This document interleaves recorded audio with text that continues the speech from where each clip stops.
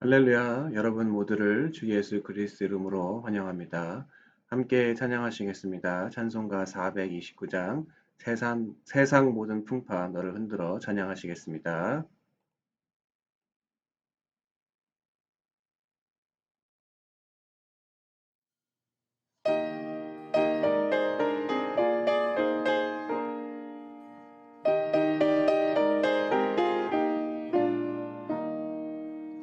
세상 모든 풍파 너를 흔들어 약한 마음 낙심하게 될 때에 내려주신 복을 세어보아라.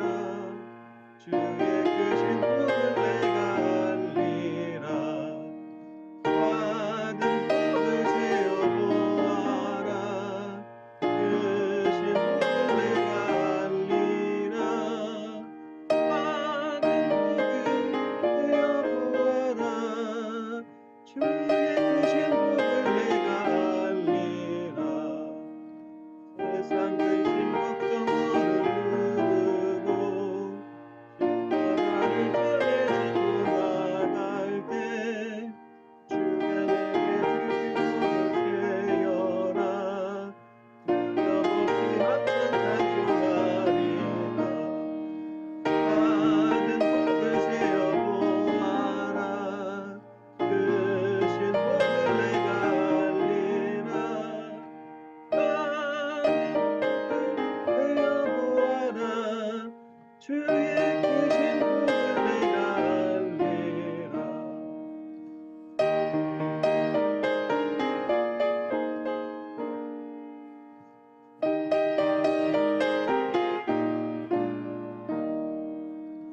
세상 것에 너의 앞길 막을 때 주만 믿고 낙심하지 말아라.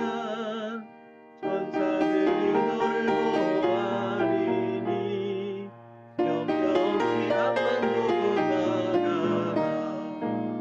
받은 복을 세어보아라. 크신 복을 내가 알리라. 받은 복을 세어보아라. 주의 크신 복을 내가 알리라. 아멘.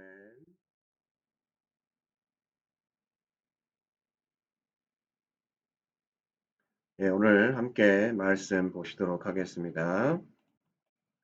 오늘 함께 나누신 말씀은 민수기 11장 4절부터 6절까지 말씀입니다.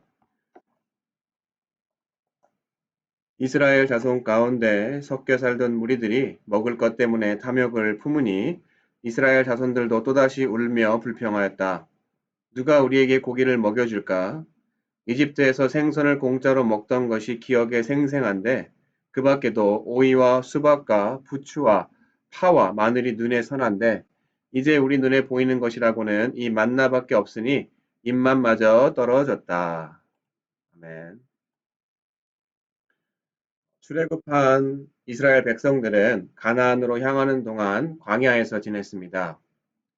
광야, 다른 말로 사막에서 지내다 보니 농작물을 기르거나 가축을 먹일 수도 없고 가나안이라는 최종 목적지가 있기 때문에 그 중간 여정인 사막에서 정착할 수도 없는 상황이었습니다.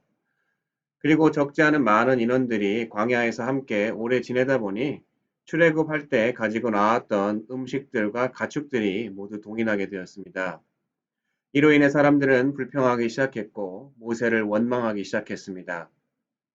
하나님은 모세를 향한 그들의 원망을 들으시고 그럼에도 불구하고 하늘에서 내려주는 일용한 양식인 만나를 원망하는 백성들에게 내려주셨습니다. 기적의 사건인 만나를 경험한 사람들은 모두가 하나님의 은혜에 감동을 했습니다. 하지만 시간이 점점 지나면서 그들은 하나님의 기적인 만나가 너무나도 당연한 것처럼 익숙해지고 만나가 점점 물리기 시작했습니다.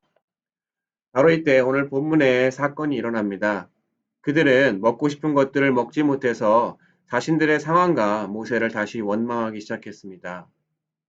멀지 않은 과거에 애굽에서 종살이하는 그들은 그 고통에 하나님께 울부짖었고 그 울부짖음에 귀 기울이시고 응답하셔서 그들을 애굽으로부터 출애굽 바로 탈출시켜 주시고 그들을 사막에서 굶어 죽지 않도록 하늘의 신령한 양식인 만나를 주셨음에도 불구하고 이스라엘 백성들은 당장의 만나가 질려서 자신들을 종으로 삼았던 애굽과 거기서 지내며 먹던 음식들을 그리워하며 모세에게 불평했던 것이었습니다.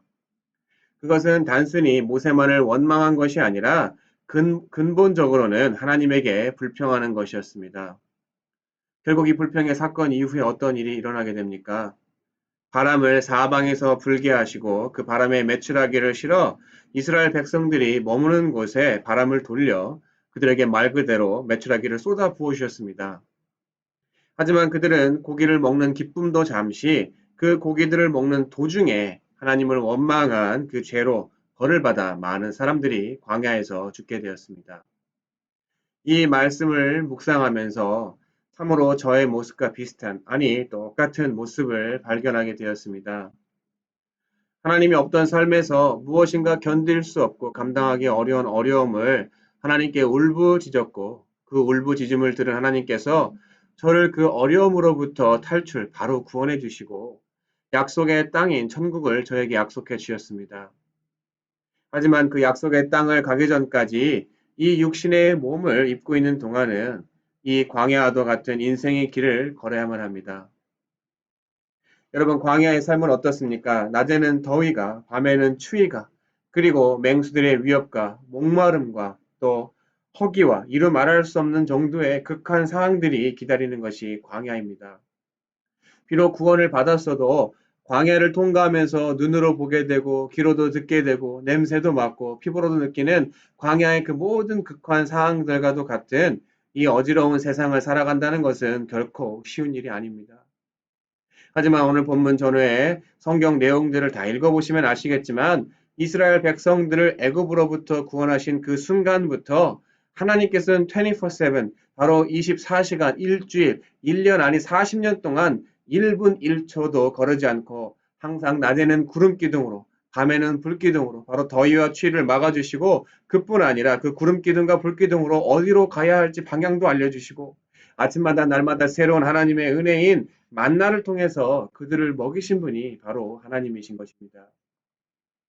그런데 그 기적과 이적을 날마다 눈앞에서 보다 보니 하나님의 기적이 익숙해지고 그 익숙함이 당연하게 되어지고 당연한 것을 오랫동안 누리고 살다 보니 그동안 베푸신 특별한 은총과 은혜를 통해 내가 어떠한 약속을 가지고 있고 또 어디로 가는지 그리고 그 일용한 양식인 만나를 주시는 그분이 누구인지를 전혀 생각하지 못하고 출애굽 이전에 구원받지 못한 세상에 포로되어 종살이하던 그 삶을 그리워하는 것이 본문의 이스라엘 백성의 모습이고 또한 저의 모습이었던 것입니다. 내가 숨 쉬는 것, 내가 몸을 움직일 수 있는 것, 비와 바람을 피할 수 있는 거처가 있는 것, 나를 돌보아줄 가족이 있는 것, 일할 수 있는 일터가 있는 것, 함께 신앙생활할 수 있는 성도님들이 있는 것, 모두 다 셀 수 없을 만큼 한량한 하나님의 은혜임에도 불구하고 그것들은 까마득히 잊어버린 채 불평과 원망으로 가득 차 살아가고 있었던 것이 저의 모습이었던 것입니다. 그럼 이런 불평과 원망이 생기는 이유가 무엇입니까? 이러한 불평과 원망이 생긴 중요한 단서 하나가 오늘 본문에 나옵니다. 4절 초반부에 이렇게 있습니다. 이스라엘 자손 가운데 섞여 살던 무리들이 먹을 것 때문에 탐욕을 품으니 4절에 섞여 살던 다른 무리는 다른 성경 버전으로 이방인, 다른 말로 하나님과 상관없는 세상 사람들을 이야기합니다. 바로 이러한 이방인들이 먹을 것을 탐냈고 그것을 바라본 이스라엘 백성들이 영향을 받은 것이었습니다. 이것은 단순히 먹을 것에 대한 욕심만을 이야기하는 것이 아닙니다. 하나님과는 전혀 상관없는, 아니 하나님을 알기 전에 세상 사람들의 입장에서는 탐욕이 아니라 그들이 살아가는 자연스러운 삶의 모습이고 또 인생의 목표와 목적과도 같은 것이었습니다. 지금 당장 밖에 나가서 길 가는 사람을 붙잡고 무엇을 위해 먹고 살아가냐고 물어보면 어느 선교사님의 말처럼 먹고 마시고 사고 팔고 시집가고 장가가고 그 모든 것들이 다 비슷합니다. 하지만 이처럼 이방 사람이 당연하게 생각하는 것들이 하나님의 부름을 받아 약속의 땅을 향해 가는 이스라엘 백성들에게는 탐욕이고 신앙생활하는 데 가장 큰 적이었던 것입니다. 제가 회심하고 제 삶의 목표를 삼은 것이 세 가지가 있습니다. 여러분들에게 너무나도 자주 말씀드렸던 것이지만 첫 번째 죽을 준비, 또 두 번째 이사 갈 준비, 세 번째 그리고 설교할 준비입니다. 이 말들은 문자 그대로도 맞는 말이지만 다른 말로는 내가 어디에 중심을 두고 살아가냐 하는 것을 이야기합니다. 나 중심의 삶이 아니라 그리고 세상의 중심의 삶이 아니라 내가 연약할 때 나를 택하시고 부르시고 인도하시는 분 바로 하나님 중심의 삶을 살기 원한다는 제 신앙의 고백이기도 합니다. 그런데 과거의 모든 은혜의 순간들과 사건들이 시간이 점점 지나게 되면서 익숙하고 또 당연해지고 또 어느새 무감각해지다 보면 제 주변에 믿지 않고 자신의 탐욕을 따라 사는 세상 사람들의 모습을 보고 또 그들의 이야기를 듣게 되고 오늘의 본문과 같이 영향을 받게 되는 것입니다.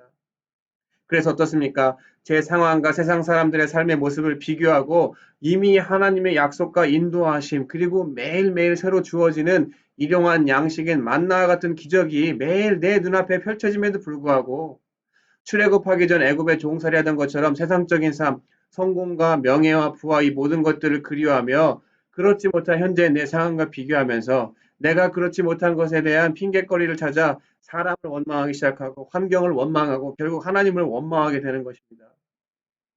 하지만 그때마다 감사하게도 하나님을 믿던 믿지 않던 이 땅에 사는 누구라도 겪을 수 있는 여러 가지 어려움과 유혹 등을 통해서 사람과 하나님을 원망하여 본문 이후에 광야에서 엎드려져 죽은 사람들과 같이 멸망의 길을 걷는 것이 아니라 오히려 그 어려움을 통해서 다시 돌이킬 수 있는 깨달음의 길로 인도해 주시는 분이 또한 긍휼의 하나님이신 것을 발견하게 되었습니다.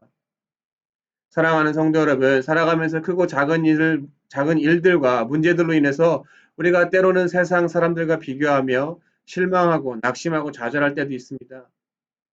하지만 그때 오늘 본문을 생각하시면서 우리 사이에 가만히 들어온 이방인들의 말을 듣고 익숙해지고 무뎌진 하나님의 은혜를 잊기보다는 세상과는 구별되어진 바로 거룩한 하나님의 백성이 가야 할 곳이 어디인지 또 나를 어떻게 구원해 주셨고 지금 나와 함께 하심이 어디로 인도하고 계신지를 생각하면서 매일매일 새롭게 주신 하나님의 은혜인 하늘의 신령한 양식인 만나를 감사함으로 누리면서 약속의 땅에 들어가시는 신령한 복을 누리시는 저와 여러분이 되시기를 간절히 축원합니다. 기도하겠습니다.